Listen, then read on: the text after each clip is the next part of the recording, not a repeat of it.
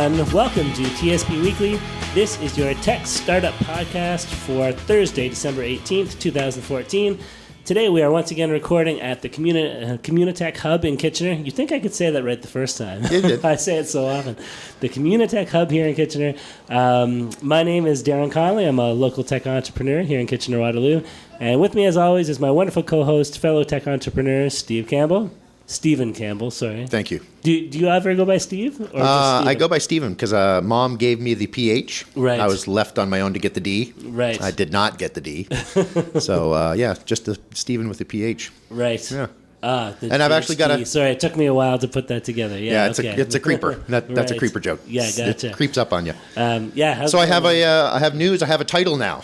Oh, and what title is that? Yes, I am now the Digital Advertising Sales and Content Coordinator at Innovation Guelph. Excellent. What do you do? I've accepted a co-op position for the next 4 months with Innovation Guelph. So I'll be looking at 3 different websites: innovationguelph.ca, connectguelph.com, and canimpact.ca, which is still under development. Yep. But I'll be coordinating content and doing some digital advertising sales on those websites. So really looking forward to it. Coordinating content sounds sufficiently vague as a job description. Isn't that nice? And it's an alliteration too. So Yeah. I'm a big fan of the alliteration. Yeah, excellent. Yeah. Excellent. That's awesome, man. Well, joining us today, we have 2 wonderful guests, and I'm going to do my darnest to pronounce their names properly. So, Saeed Darvish-Kazem. That's an excellent job. Thank you for having me, Darren. Did I actually nail it? Or? You got it. You got it on Okay. your first try. Excellent. And Michael Pazaratz. That's actually probably more correct than how I pronounce it. That might be how they pronounce it in the old country. How would you say it, Michael? Pazaratz. Pazaratz. You make okay. us sound like Martians. Yeah, fair enough. Where's that name from, incidentally? That's a Yugoslavian name. Oh, okay. There we go. Yeah, I always give it a good shot, but I rarely succeed. But anyway, Saeed and Michael are both from WeMesh, and I had the privilege of seeing an excellent demonstration of their product a couple of weeks ago, and somehow got them to agree to come on to our show this week, which is awesome. And we'll talk a little bit more about WeMesh in depth later on in the podcast, but maybe you guys can just give us a quick kind of 1-minute preview of what WeMesh is all about before we get into things. Okay.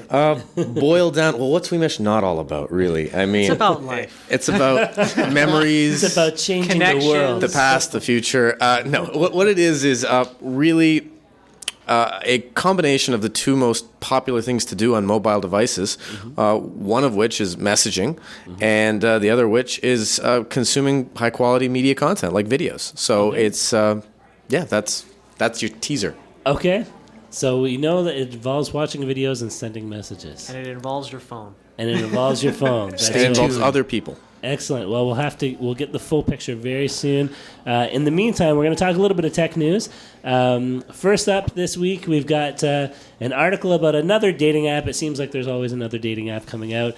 And the question I always ask when I hear about a new dating app is, how can anybody possibly bring something new to the table? But apparently this group is trying to do just that. The name of the app is Hinge. They've just landed $12 million in funding, and their big value proposition is that they will actually introduce you to friends of friends rather than random strangers, the way that Tinder kind of works, or just by simply using some sort of matching algorithm like a lot of other dating apps have been known to use in the past. So these are warm-generated leads. You're not cold calling. Yes, in the sales world, they're warm leads. That's right. I found this interesting because I think in real life, this is often the way that things kind of work when you're meeting new people. It's people introducing you to people that they know but you don't know, and I like that they're trying to kind of mimic a bit of the real world function of new introductions through using an app like this. But it apparently has a very kind of Tinder-like interface.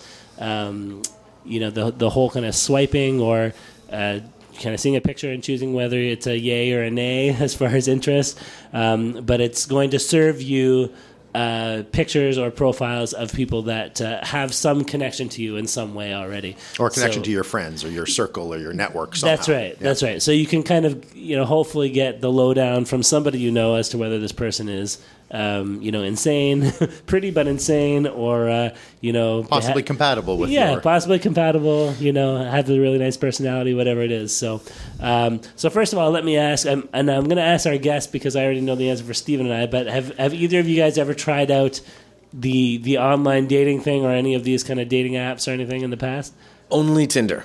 Okay. I've tried it. I've done Tinder. Okay. And what was that experience like for you? Tinder works. Yeah? Yeah, it works. He wasn't traumatized by it. Okay. You didn't, get connected with a serial killer or something by accident, or? You didn't Yes, get killed? but she was very pretty, so. Oh, okay. That's all that didn't complain. matters, right? Oh, geez.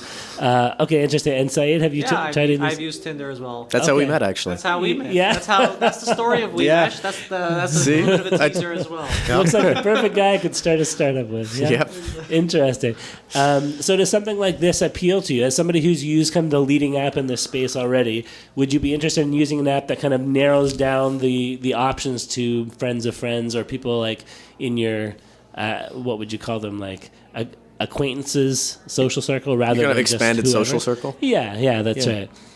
Well, I think that, it's interesting. Tinder was a bit of a revelation because it totally just rebuilt the whole idea of a dating service for mobile, which I think Saeed and I really think is a good idea. If you're going to build something for mobile, you have to throw everything out and build it from the ground up to make sense. So the whole swiping thing and all that. Yep. The fact that it takes 6 seconds to install instead of 6 minutes of questions. Right. Because we're the laziest generation ever. Of course. By far. Nobody comes close. Sure. And so it's free. It's 6 seconds. You just click connect with Facebook and you're done. Yep. I think that it's interesting that they're maybe adding a little bit more, and it's possible that people will say, okay, I liked Tinder, and I invested 6 seconds in that. If this one takes me 40 seconds, and there's a few more caveats to it and different options, that might be worth it. Sure.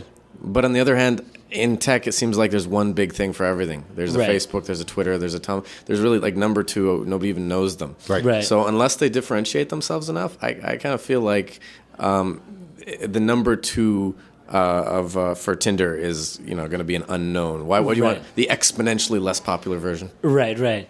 See, I wonder if maybe you'll end up with different use cases anyway, where I wonder if Tinder will end up just being kind of like the hookup app, and this one will end up being the I'm looking for a potential real relationship kind It of app. seems like right? that's what they're trying to capture, that Yeah. segment of the market. I mean, I think evolution has proven that we continue to date and continue to reproduce, and I hope that these guys are trying to count on the people that want a little bit more, maybe a more meaningful relationship, something of that sort, where they can actually facilitate that through their kind of innovative UI. I think one of the great points of Tinder was that they gamified dating.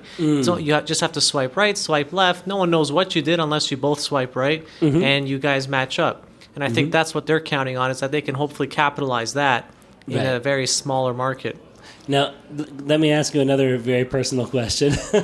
The last kind of long-term or, more than a couple dates relationship that either of you were in, did that happen through using something like Tinder, or did that happen through being introduced by a mutual friend or something like that? Personally, for me, it didn't happen through an online dating platform, but it did happen through friends of a friend. So I can see where their value proposition is. If they can kind of bring that value proposition to mobile, maybe they can catch on. Yeah. But it all also, as Mike said, comes down to how they execute it. Right.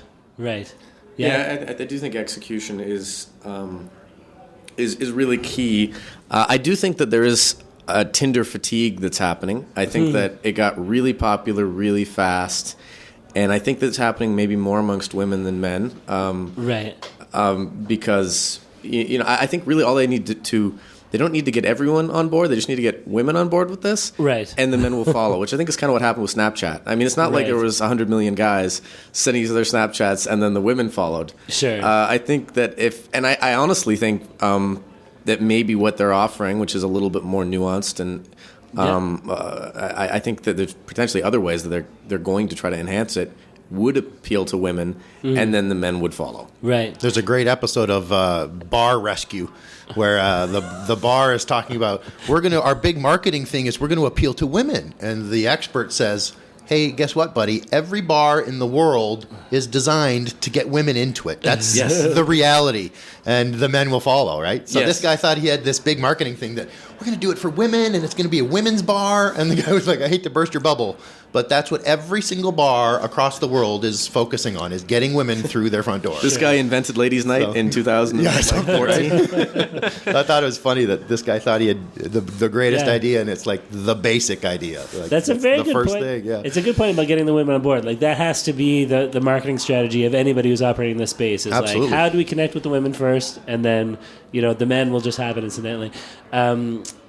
I was going to mention with Tinder as well. Like, I wonder if some of the appeal for women, and it would be best if we had a woman on the episode to contribute the perspective, but would be just kind of that ego boost of seeing how many people are kind of swiping right on her connection or whatever, as opposed to seriously considering this person or this person as someone who they could have a relationship with, if that makes sense, right? Like there is that kind of level of, I want to be told I'm pretty, at least with I think the younger crowd, which is mostly who Tinder is catering to, right? Yeah, So- no, and that's what I've heard quite a bit. Most women defend being on it just by saying, "Oh, I just go on it for fun to see how many people are interested in me," Right. Which is. Well, I don't know. I mean, that's what you do, right, Saeed? I'm just there for the ego boost. But you do look pretty today, Saeed. well, thank you very much. Oh, you guys. We're a bunch of good-looking people here. Well, listen, let's move on on that note. Talk about the next one up here. Indiegogo is expanding their platform. They are moving into something a little more feel-good called Indiegogo Life. And the idea is that you can now use Indiegogo to fund not just startups or business ventures, but good deeds, helping out people for kind of humanitarian reasons. So they're hoping this new platform will be used for things like paying for medical costs, contributing to pay for a party, buying somebody a nice birthday present, a memorial. Somebody loses their house and they want to get people in the neighborhood to chip in and kind of contribute to helping out with those costs. So they're offering this platform as a way that's kind of tailor-made for that. Now, apparently, they've kind of streamlined their existing platform to create this. So they're not offering any of the analytics features that you would typically get with an Indiegogo campaign. As well, they're not taking any fees. So it's a bit of a humanitarian gesture, so to speak, on Indiegogo's part in offering this additional platform. But interesting that they're kind of moving into this space that I don't think had really been capitalized on too much. Now, Stephen, I wanted to get your perspective on this because I know that this one hit me really hard. I'll tell you. Because you have a little bit of startup development experience in this space as well, right? Yeah, we on our own, myself and Galena and Glendis, a couple other students at Conestoga College, sort of stumbled into this space, the crowdfunding space, and basically had this exact concept about 12 months ago. Right. And we developed it a bit and pitched it and won some awards and won some feedback and had some positive momentum and won some money. And got some money, yeah. But we didn't start it. And boy, it's funny because I was watching the little video at the beginning and I had to stop it because their tagline is exactly the same as what we had come up with on our own. Really? Raise money for what matters most to you, we put on ours. So Right. they just have raise money for what matters most. So when she said that in the video, Yeah. I was visibly shaken. Like it was such a weird feeling to Wow. think that you're genuine, and it was genuine. Nobody had told us to do it or anything. We'd come Yeah. up with it on our own and developed it over weeks and weeks and months of work and thinking about it. Sure. So to see the big dog in the crowdfunding sphere, Indiegogo, do it exactly like we were proposing to do it. We saw the need in the market for it. Yep. And then to take our tagline. It's just so, and not charge anybody for it.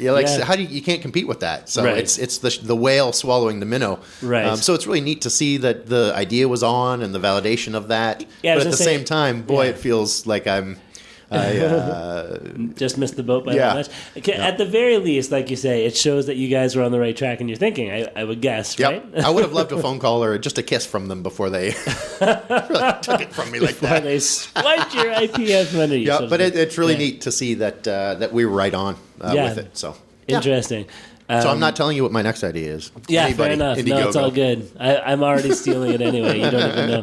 10%. Have you guys ever funded anything on Indiegogo? Or Not on Indiegogo. I have a little bit of experience with crowdfunding. I was one of the first Oculus Rift guys. Oh, awesome! Yeah. I got one too. Yeah, the yeah. DK1. I wish I had held out for the DK2, but I got the DK2 as well. Oh, okay, Yeah, very which cool. Which makes the DK1 look so bad by comparison. Yeah. But I remember it was amazing at the time. Sure. I mean, I guess it does. This whole thing kind of depends on how you feel about crowdfunding. I think that, Stephen, it really shows that it validates the idea. Yeah. And it even validates kind of the branding. I'm going to go back on what I immediately just said about how in tech there's like one big dog and then number two doesn't matter, because I think that a lot of times it is like that. One guy, one outfit is the thing. There's Twitter and there's tweets and then there's who knows what else. Nobody uses it. Right. But I think in this, one of the problems with crowdfunding is a lot of people putting a lot of money in, and there's already been some failures, and there's going to be some big failures. I know, Stephen, you're kind of a PC gamer veteran, Yep, so absolutely. you probably know about Star Citizen, Yep. which is like $70 million, and it's promising everything, including VR. And I put money in, and I hope it works, but I mean, there's promises they've made, and if it failed, I think that the entire crowdfunding concept could actually suffer. Not a fatal blow, but I think that people are going to start saying, okay, well, where is the Accountability? accountability? Yeah, Is there's the no word I'm checks and looking balances, for. really. Yeah. Right? And so I guess I'm saying that maybe regional outfits like this, who could say, like, this is the region that we're kind of operating in, and we have some degree of accountability. Yes, this person actually has liver failure. Right. And yes, it actually was $40,000, and all of that went to the hospital. Right. And if they raised $200,000, it's not like they get a bit of a payday. Right. Yeah, and I think that's the big issue is people using something like this to scam the system. I'm assuming this is why Indiegogo didn't get involved in this much earlier, is because they were having these conversations and didn't want to be a platform for scams. But I wonder if they could do something where you're connecting, if it is raising for medical costs in the States, where the money is going directly to the hospital or the physician on behalf of that patient rather than through the patient and then to the... I'm just... there must be ways that you can get around that to make it more transparent and accountability. And I think that would be the kind of reason why certain geographically local areas would maybe if there was a Canadian version, a Canadian outfit doing this that just focused in Canada but actually sent a representative to meet the person, validate everything, route the money themselves, then people, because I think that it's going to come out very soon. Right. I mean, people have done very bad things for money, and lying on a Kickstarter or an Indiegogo is not even close to some of the worst. No, for sure. So I think that's going to be, because as we know, major charities spend 96 cents a dollar on administration. Yeah. Right. So Yeah.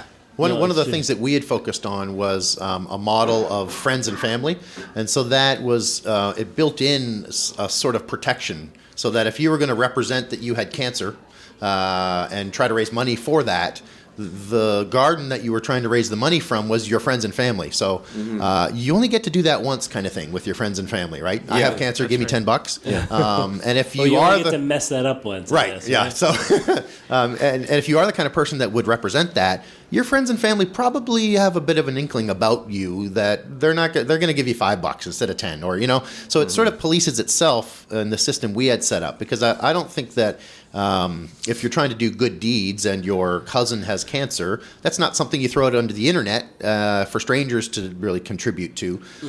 So that was how it sort of policed itself, that you wouldn't, misrepresent yourself if you're doing some local charity or some good deed here locally, and the local Remax agents are spearheading it.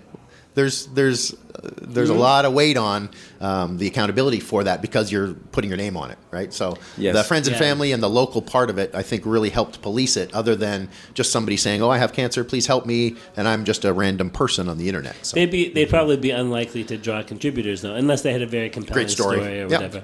I had read recently, maybe this is slightly tangential, but the big controversy in the States recently with the shooting in Ferguson and the police officer who was involved in that, what was his name? Derek Wilson? I can't breathe. Something like that. I think that was his name.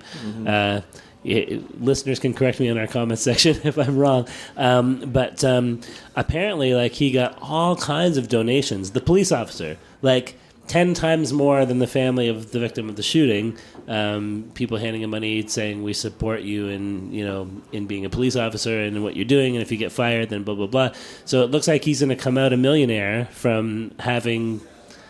However you want to judge that situation, having I guess gone to through me that this draws an situation. interesting question of, especially for a good deed. I mean, there's a certain cost to a good deed, and then what if you raise more than that? What happens to that additional funding? Where is it going to go? What is the accountability? I mean, you definitely don't want, or at least I personally wouldn't think that you would want to create some sort of service which is creating profits off trying to do good deeds. A person who is now, I want to raise money for cancer, also ends up profiting off it for some reason. Yeah, it's a good question, eh? And I guess that's I mean, that's the question I have when you listen to a story like that, where that person may have had, they're going to cover some portion of their costs, but now they're also getting additional funds. right. And that's where the accountability comes in terms of, I mean, Saeed and I both have a background in medicine. We're both MDs. And so we know that even in Canada, there are certain drugs that are not covered, and you do have to go to charities and such to get them covered. But that would be the kind of thing where an organization that was talking directly to the hospital could figure out how much, and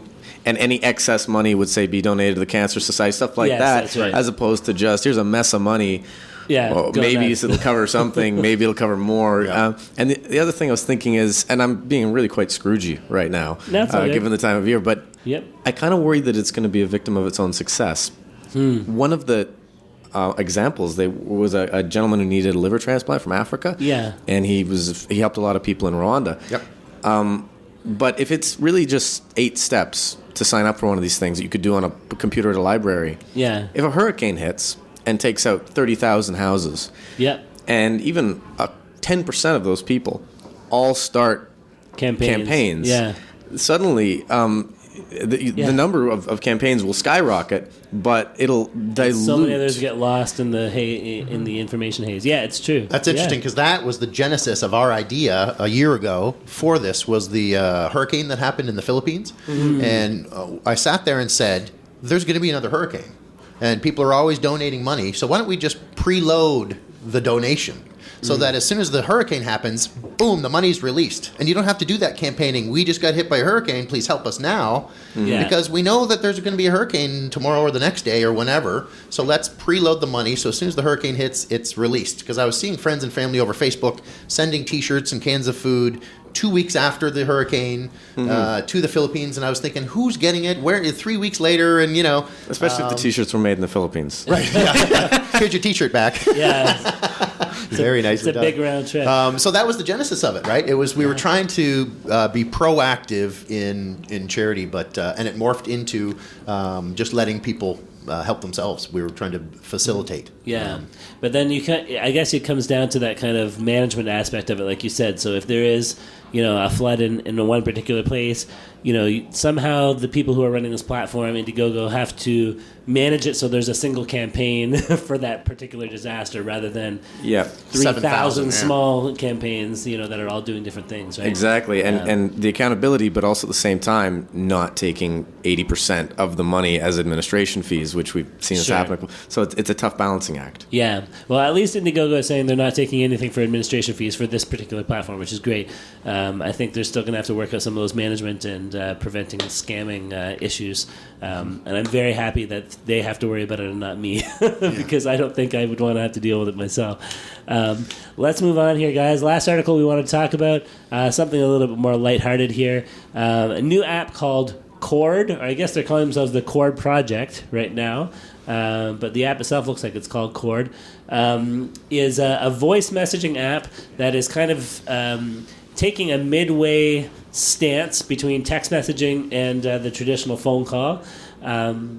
They are allowing their users to send short voicemail messages. I think the time limit is 10 seconds or 13 seconds or something.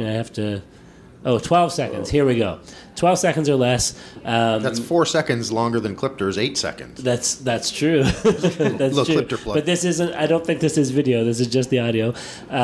So typically, let me kind of back up here. For those of us like Steve and I who spent most of our teen years, our younger years, breathing heavily into a phone, using a landline phone, and not having your own mobile phone as part of our regular daily experience. We were used to calling up friends and talking for an hour and a half, or at least I was, or calling my girlfriend for an hour and a half every night, and getting yelled at by my parents to get off the phone because they need to use it or whatever. Yeah. Or they just pick up and start talking to me. Are you on the phone? That's Yes, right. mother, please.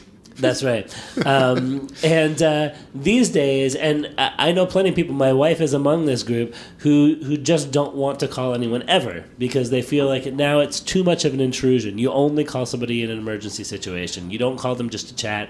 You don't call them for any reason when a text message will do.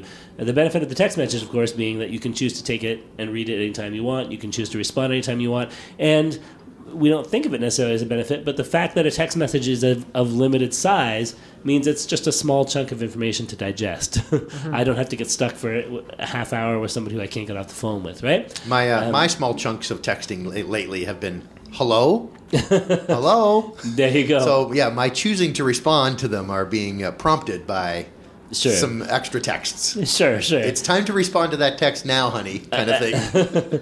Fair enough. I think what Cord is offering here by only bringing like 12-second messages into the mix here is, it's not a big time commitment for me. I don't have to sit through a full minute or 2-minute long voicemail message if somebody is sending me a message that way. It's just 12 seconds or less of my time. It's quick and easy to respond. It's so much easier to say something in 12 seconds than to thumb type it out. Yes, that's right. And there are certain things like emotions and intonation that are much easier to communicate via voice message rather than a text message. So, sexiness, for example. Yeah, that's right. I've never mastered the sexy text, the sext. The sext, yeah. That's whole other podcast. That's right. Just add a winky smiley to the end of anything. Yeah, winky smiles, it does it. See, I've added winky smiles to some people that I didn't want to be sexy with. Now that I'm a little worried, about this. First rule of Tinder, winky smile. Right, winky smile, perfect. So, having said that, I can't remember the last time I left anybody a voicemail message. Actually, if I do call somebody and they don't pick up, I just hang up right away. But typically, I'm texting people now too, rather than making a phone call. And my new iOS 8 now in my text function has an audio.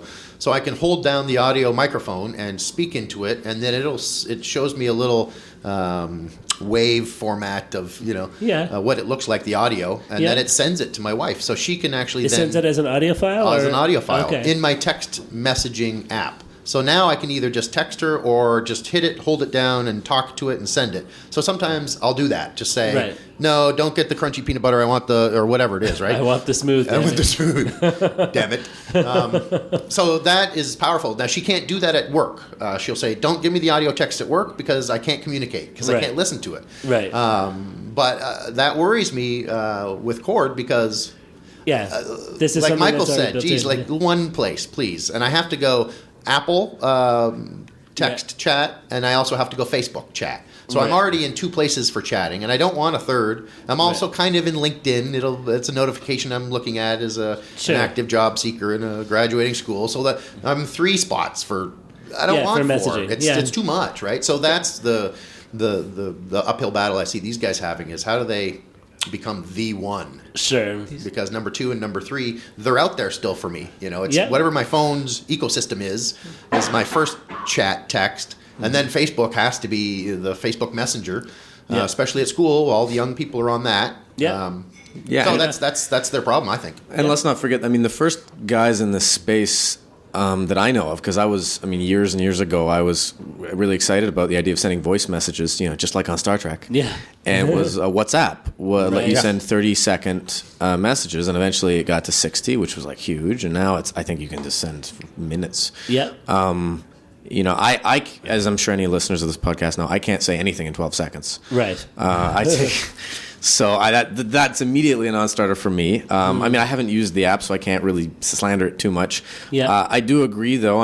So WhatsApp has a really nice feature. They're worth $22 billion. I don't know how WhatsApp's worth more than the city of Toronto, but they are, apparently. They're worth more than the entire Star Wars franchise. Think about that for a minute. Star Wars got bought out for $4 billion. They're worth 22 billion apparently. Anyway, go ahead. Yeah, I know. But Facebook is coming out with its own line of Star Wars movies.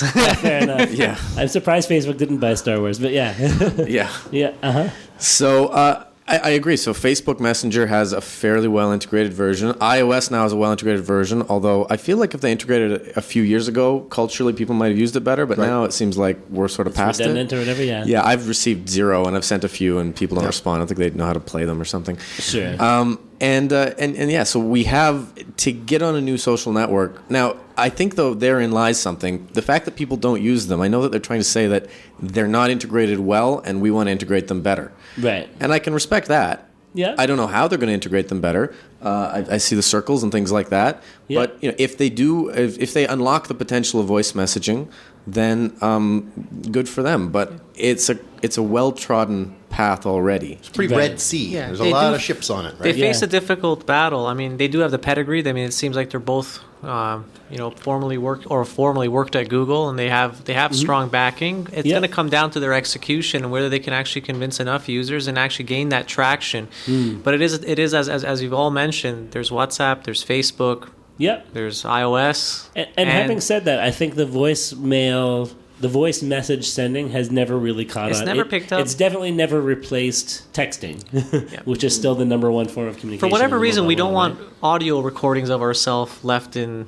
right? Yeah, a little too personal. It's a maybe, little or- bit too yeah, personal, but potentially we're okay embarrassing. with having text message records. But Snapchat is the opposite of that. Yeah, I know. I'm not going to be able to listen to this podcast because the sound of my own voice drives me crazy. I had to make. And use it's of more my than own 12 voice. seconds. Yes. Yeah. It's actually this podcast is more It's than true. 12 seconds. That'll be the next thing. Podcasts will start to shorten themselves to ridiculous lengths. I wonder, just like yeah. Vine and everything else. That's Yeah. another thing, though. I mean, 10-second Skype recently podcast. came out with their app Quick, which kind of does something similar to this. It actually lets you take short clips, and that's a video. But I Right. mean, it's that's another thing to compete with. Now you have Microsoft in Yeah. the mix as well. I mean, a lot of different competing apps.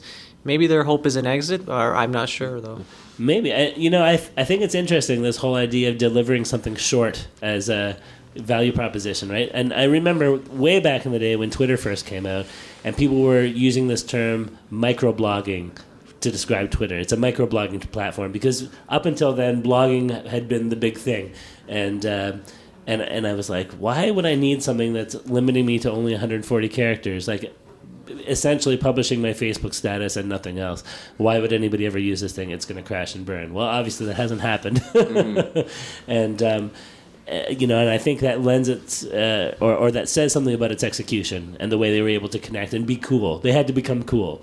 So I think if these guys can somehow connect into that thing, like we are cool with the demographic we're looking for, then they can make it happen. But like you said, there's a lot of competition in that space.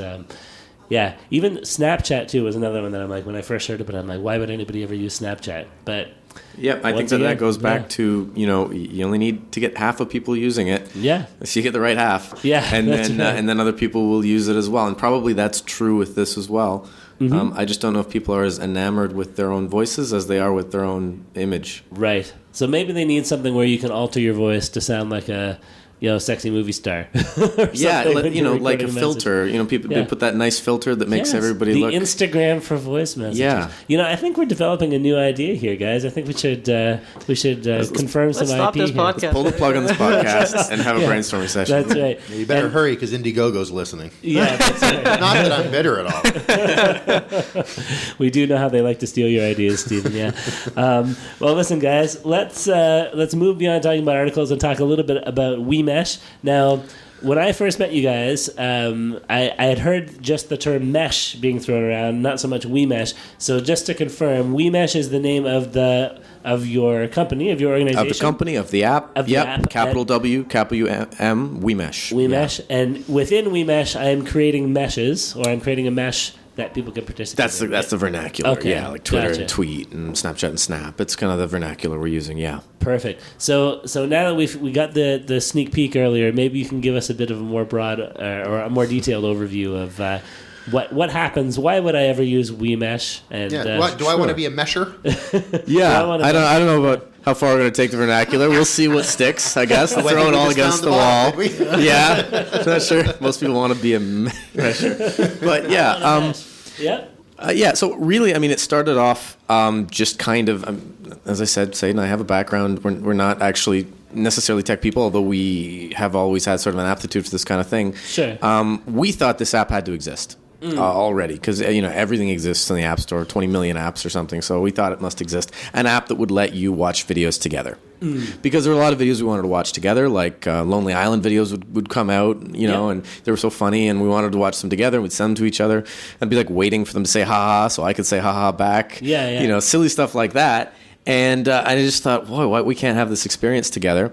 And so we looked for it, and realized there's just nothing even close. We thought, but this seems like such a thing that people would want to do. We Such want an to do obvious it. idea, yeah. Something where you could come together and you could chat with text and you could chat with voice and you could watch videos together, and then you could pick another video and watch it, and because those seem to be the two most popular things to do. Yep. And Almost so like a pop-up video from MTV or Much kind Music, of, right? yeah. And it's like you're sort of in your own little channel because everyone, at the end of a video, we give you a whole bunch of other videos to watch that are related, or you can search and nominate your own, and there's a little voting mini game that takes 20 or 30 seconds. Sure. And then the next video plays. So just before we get too far, just walk me through the process from start to finish. So I log into the app. So yeah, you open up the app, Yep. you log in with your Facebook. Gotcha. As I think half the apps we talked about today are all using your Facebook. That's, so we get your picture and your name, that's it. Yep. And then you can invite anybody on your friends list in Facebook who has the app, will Yep. just show up. Or you can send them a text or an email or a tweet or whatever To ask them to that come has a on board. link that will bring them into the mesh. Sure. And so you can invite whomever you want in with you. You pick a video, any video on YouTube that you want to watch. And then when they come in, they're immediately synced up with our proprietary sync engine. If you're in the same room with them, the sync is going to be within milliseconds. I mean, it's essentially a frame. Right. So there's two use cases. One is they're far away, and you want to watch a video with them, multiple videos with them. Sure. And so you can invite a whole bunch of people in. People can come in, drop out. You can leave. The mesh keeps going. Yep. The other use case is if you're all together. We think that speakers on phones, like I have the iPhone 6, and 6 Plus is even better, they have some bass to them. They're pretty good speakers. Sure. But still, it's just a phone. Right. But if we all have phones in our pockets, we essentially have the makings of a sound system. Right. We just need some really complex software to link everything up. Or you just need WeMesh. Or you just Exactly. need WeMesh. Yeah. And so we spent a lot of time trying to get that sync as perfect as possible because we felt if we get close, we got close. Yeah. It's like, it's cool, but it's not really Sounds a awesome. little echoey or Exactly. a bit of delay there, yeah. Which a lot of songs sound echoey anyways, auto-tune. Sure, But some of them sure. that don't, and now we've kind of got to the level. So we can see university kids or high school kids, they don't necessarily have a sound system, but they have 16 phones for 16 people. Right.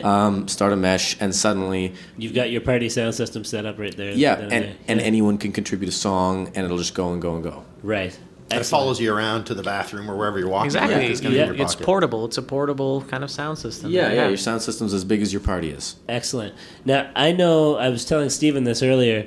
Whenever I get together with my brother, like half the time, we could spend like an hour and a half just sitting down watching YouTube videos together. And a lot of times it's him like loading something on his little iPhone and then handing it to me so that I can kind of see it. But then, we've got kids running around or other people, or we're in some noisy place and it's hard to kind of pay attention to it.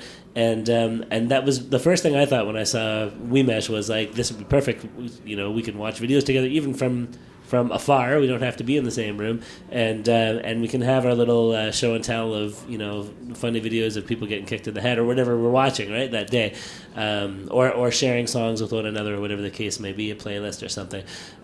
So I think I can already think of ways that I would use something like this in my own experience. I think you've drawn, as Michael mentioned, both of our kind of use cases. You can either do this when you're together with someone in the same room, and instead of crowding over, we all do it. We've all kind of been in that Crowded situation around where the one phone. one person has their phone out, despite the fact that we all have our smartphones out, Yep. crowding over one small image and looking at it. And you could be far apart, but both use cases are captured in our product. We want to be able to bring people together, whether you're close or you're far apart.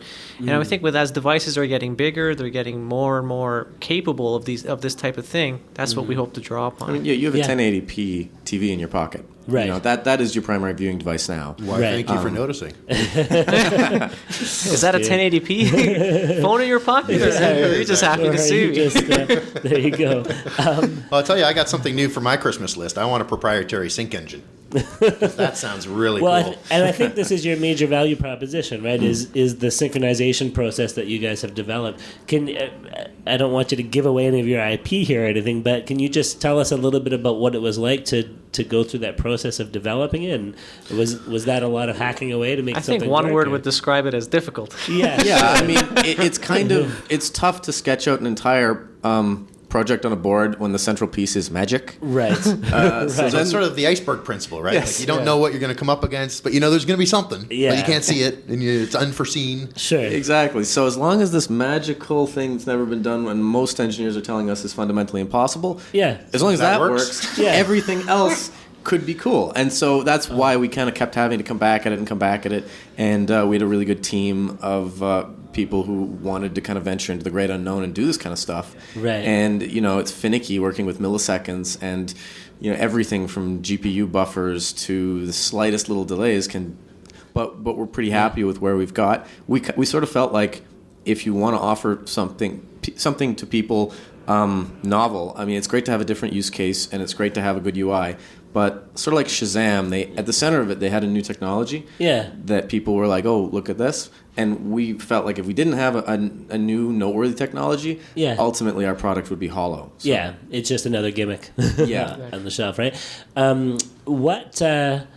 What about dealing with, like, you're using YouTube for content at the moment? So at the moment, yeah. Did you have to dig into a lot of YouTube's kind of core code or anything like that to get this to work? Oh, well, properly? a lot of apps use YouTube. Okay. I mean, they're kind of, that's why we started with them. They're the big guys. Sure. There's a lot of different apps that use them. We definitely want to move past just YouTube. I mean, I think that it's fantastic that there's 280 million YouTube videos. Sure. That's all? Probably. There's more. Now there's 290. Yeah. That's how fast it happens. So, I heard a crazy statistic that every minute, 60 hours of video is uploaded to YouTube. That's an hour a second. Yeah. Wow. Yeah. Quality hour, too. I bet. Oh, yeah. Another interesting YouTube fact I'll just throw out for fun here is that I heard recently that the Gangnam Style video, the biggest video ever in the history of YouTube, apparently broke YouTube's code because with the number of views, right? It's 32-bit. Yeah, they had a 32-bit number they were using, and it it. maxes out at 2 billion something or other views, and when they passed that, then it screwed it up. So they had to go to a 64-bit or something. I think so, yeah. Or maybe they went from 8 to 32. Well, whatever it was, they had to rewrite more a core bits. part. Yeah, a core part of their code to accommodate the number of people who wanted to watch that video, which is insane. But all right. Yeah, we hope to have the same problem. Yeah, of course. We're preparing for that. Now, speaking of working up to those problems, have you guys found kind of an upper limit of the number of synchronized devices that you can handle at once yet? Or No, I mean, without going too much into the technology, because we don't understand it at all. No, but without going too much into the technology, we have built it in such a way to make it scalable. Okay. So that it shouldn't chug the more users kind of exponentially. And that was another problem because doing it's tough. But doing it in a way where it's not, after you get to 7 people, is even tougher. So, Sure. So that's why we kept plugging away till we found what we thought would be a durable solution. So we hope to be able to offer mega meshes. We really look forward to getting 200 people in the room, all playing, the same thing. Gangnam Style, whatever. Sure. It sounds like you've almost had to do magic 2 times, right? Get the sync first, and then get the sync to work on a large scale, second, which. We've turned into magicians, essentially. Yeah, I gotta say, like, I'm kind of in awe of you guys. Having kind of the MD background, and then That stands for Magic Doctor. Really. There you go. What it is. And then also like being able to kind of make the magic work on this at the same time. I think credit goes to our fabulous engineering team that we've worked with day in, day out to really try to get it there. And I mean, we've all been involved in the process, but just pushing the boundary to the nth millisecond because it just felt a little bit better was what we were doing. So I think we're really proud of our team for what we've done, and we're really excited with the product. That's awesome. Now, I wanted to ask you as well then, as far as your own involvement, you're both co-founders of this venture. Is that We are, fair to yes. say? Yeah. Are there other people who are at the founder level as well, or these are people you've kind of brought in to take care of No, we have engineering issues? we have an internal development team, and Mike and I are the co-founders. So Okay. kind of So the rest of the team, are they like, how should I say this? Did you kind of contract the work out to them, or are they like It's a kind core of part it's of sort the, of a mix of different people. I Okay. mean, we have some co-ops from right here Okay. in Waterloo, some great co-ops. Okay. We have some of our own people, our Okay. own employees. We are worked with an outfit here called Boltmade Okay. as well, Yeah, yeah. a great outfit. Sure. And so we've sort of assembled A mesh, if you will. yes, mesh of people. and we managed to Nice bring one. all these disparate people into perfect sync. Yeah. Yeah, a bit of a coalition of the You willing. synced them all together. Perfect. Yeah, That's awesome. Okay. Yeah, because that's something that as a startup founder myself, who is doesn't always feel up to the necessities of the technical side of things, it's always a tricky thing to figure out, like, how are you going to overcome those technical challenges? Do I hire a company to kind of build something for me? Do I hunt around for additional co-founders or team members, or how to make that all work? So so I'm always interested to hear how other people have kind of dealt with that issue, and it sounds like you've kind of gone a few different avenues, and yeah. I mean, good somehow got people, things to work. good people Yeah. with the ability and the intent to contribute. I think are great, no matter how they want to structure that, whether it's a co-op or whether it's a consultant or whether it's a employee. Mentor or an employee. Yeah. or- So yeah, and I mean Yeah. we continue to expand as we right now the app is just for iOS, and I think we should say it's imminently released. It's so Right. close. Okay. But we just are trying to cross the last few T's and dot the last few I's. Sure. Um, It looks very cool. I mean, we tried it out here before the podcast started, and it feels like a finished product. Like, it feels like a polished, complete, usable app Thank you. at the state it is now. I'm sure you guys see behind the scenes those few little tweaks that still need to be made, but from our perspective, that's how it comes across. Yeah, we used Led Zeppelin's Stairway to Heaven, and it was perfectly synced. Every step was Yeah, appropriate. it was right and, there. Yep, took a few steps towards heaven. Listening Yep, it was awesome. to it on the app. Took me back to a grade 9 dance. Let me ask you guys this then: do you have any monetization plans for how this could be turned into a business, or are you hoping for a big buyout from Google? Or Or are you just trying to acquire users right now and worry about that later? yeah, User acquisition is obviously key in these type of apps. Right now, our Sure. focus has always been making sure that the product that we put out is to a good level that people want to use it. We those are a lot of monetization things become problems of success, and we do believe it. But we do have plans for monetization, and there are avenues that can be explored. We don't want, obviously, any monetization strategy we take, we don't want it to degrade the experience. And there are things that other apps have done, such as advertisements, Yeah. sponsored posts, native posting, things of that sort. All those are potentials that can be implemented into the app. We have thought about it, but we want to ensure that really when we put WeMesh out there and people are using WeMesh, they want to use this. And they Right. want to use this because this is a fun app. And then the other problems, how to monetize this, we have thought about it, and there are definitely ways. sure. What kind of testing have you guys done, or gathering of market feedback?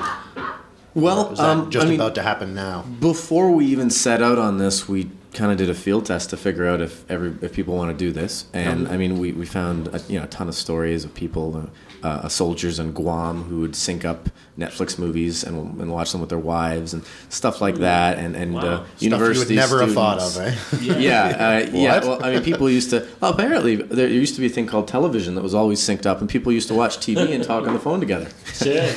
Yeah. So apparently, Remember people, Gilligan's they're Island? like, "Yeah, I did that way back when." And I was like, "Oh, okay."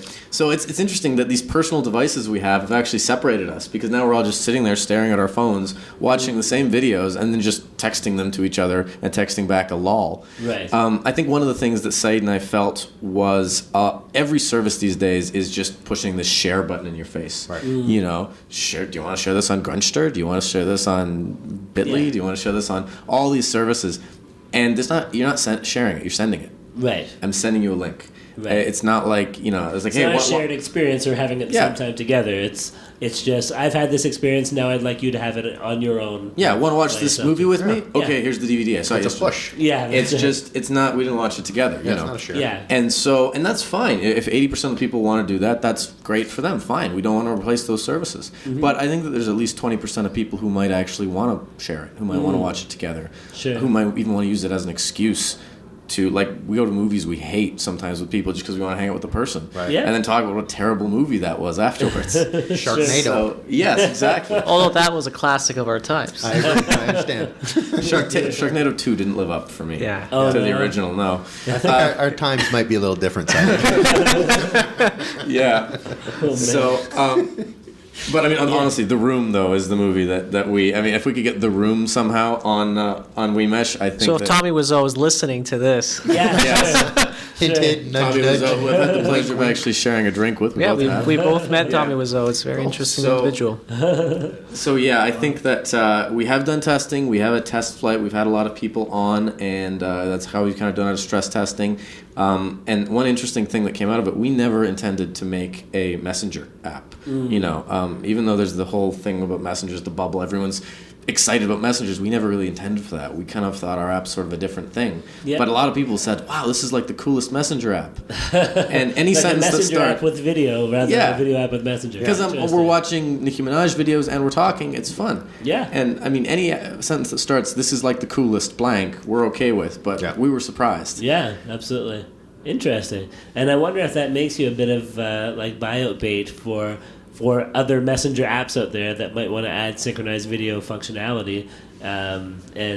You guys apparently are the first ones on the block to be able to figure that out in the right way. Would you be open to that possibility if you got offered the 8-figure buyout? I think I think that our shouldn't say our 8 mission figures. statement is, like I was saying earlier, there seems to be a name for everything. Every niche is, Dropbox wasn't the first file dropper, Yeah. but it was the one that made it easy and cool and great. 250 megabytes. Wow. For Yeah. free. Back That's in the right. day. Yeah. And they became the name, right? Twitter, Tumblr, I could just go on. And Yep. we feel like this space, if you want to watch a video with somebody, there's really not a great way to do it. Yep. You just send it to them and you hope maybe... We want to be the name in this space. Sure. That's our mission statement. We want to provide a service that's good enough that people actually use it. And if you're so inclined, Yep. you'll use our product. And Perfect. so, if we get there, we're happy, and then we'll see what happens. Perfect. Where can we find you guys if our listeners want to check you guys out or see a little demo video or anything? You have I'm assuming a web page that we can go and see. Yeah, first of all, hopefully we're going to be on the application on the iOS App Store very soon. But Okay. people can find us online. We have a website, and we're also on Twitter. And your web address is WeMesh. HTTP weeme.sh. Oh, So it's we mesh with the last 2 letters as the after domain. the dot. Okay, Yeah, yes, gotcha.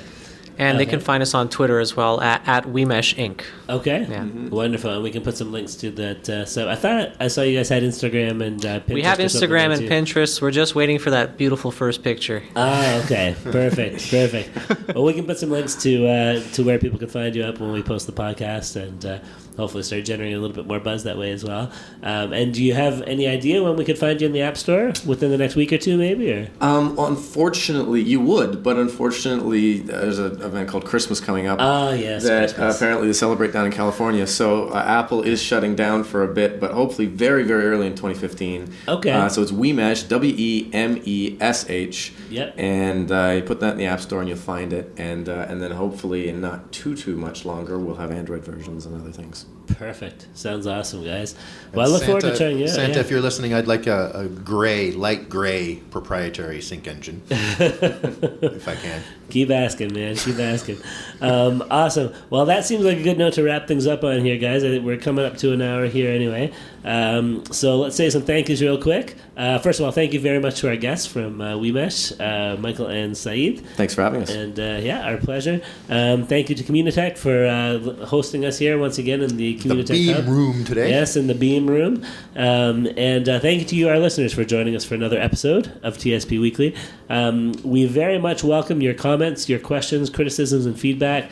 You can reach us at feedback@tspweekly.com, or you can just drop a comment on our website. Our website is tspweekly.com. We should also mention that with Christmas coming up, we're taking a little bit of time off from the podcast as well for the Christmas holidays. We typically record on Thursdays, and Christmas and New Year's both happen to fall on Thursdays this time around.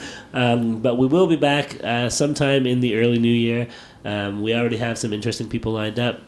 We might be releasing on a different day of the week. Yep.